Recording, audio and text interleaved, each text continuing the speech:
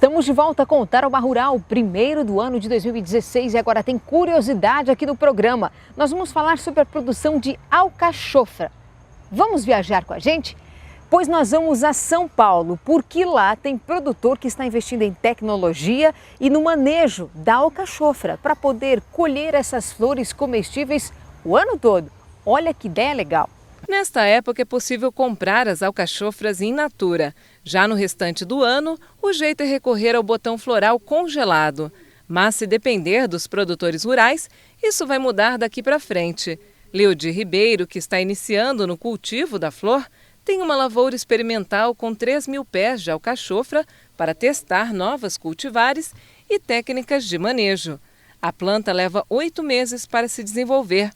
Mas com o método eficiente de propagação, é possível ter várias safras ao ano.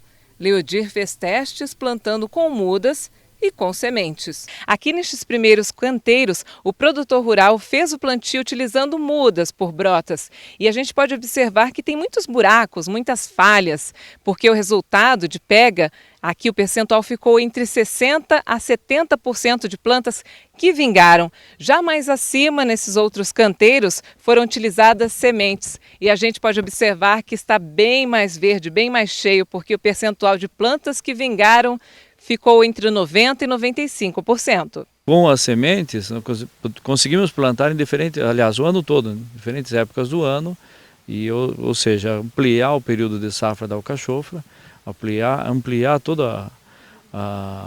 o desenvolvimento dessa planta aqui no Brasil, né? Uma alternativa à tradicional flor roxa, a variedade verde foi testada com sucesso. A vantagem é que a parte comestível é mais grossa. A APTA, Agência Paulista de Tecnologia dos Agronegócios, está acompanhando o desempenho destes novos experimentos na região e ajudando os produtores a adotarem boas práticas, como a fertirrigação por gotejamento, que evita o desperdício de água, e o uso do mulching plástico sobre o canteiro. O mulching plástico ele traz algumas vantagens para o agricultor. A primeira e mais direta é a redução na necessidade de pessoas ficar controlando as plantas daninhas, as plantas espontâneas que ocorrem.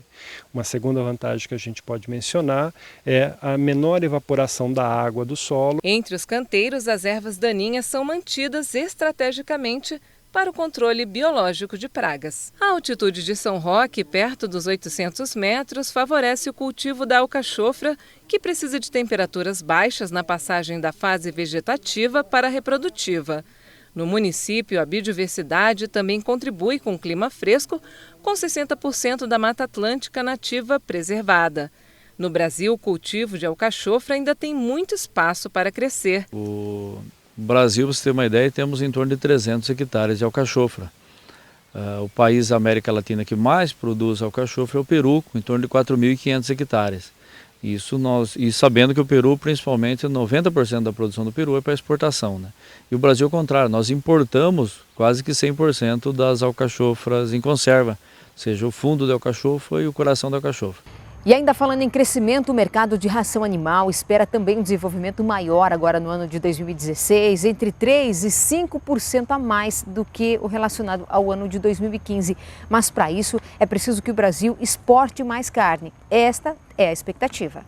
Este ano, a produção total de ração animal somou 66 milhões e 300 mil toneladas, crescimento de 2% na comparação com 2014, quando o país produziu 65 milhões de toneladas. A produção de sal mineral também teve leve crescimento de 60 mil toneladas em relação ao mesmo período. O volume total chegou a 2 milhões 430 mil toneladas. Nós somos privilegiados de ter um crescimento, que a grande maioria do país teve queda, 3%, 4% alguns falam.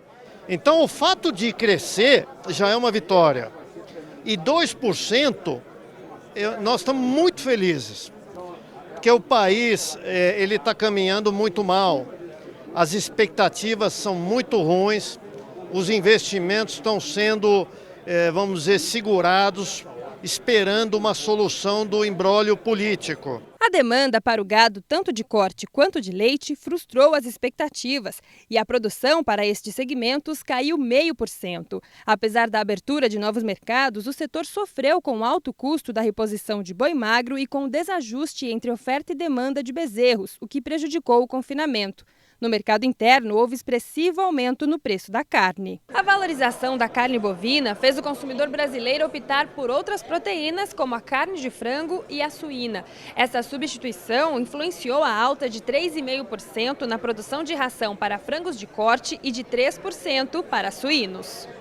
O que nos beneficiou definitivamente foi o consumo internacional, né? E aí as oportunidades que surgiram por conta da abertura de novos mercados da carne bovina, por conta da impossibilidade, da incapacidade dos fornecedores tradicionais honrarem seus compromissos. Então o Brasil entrou como solução.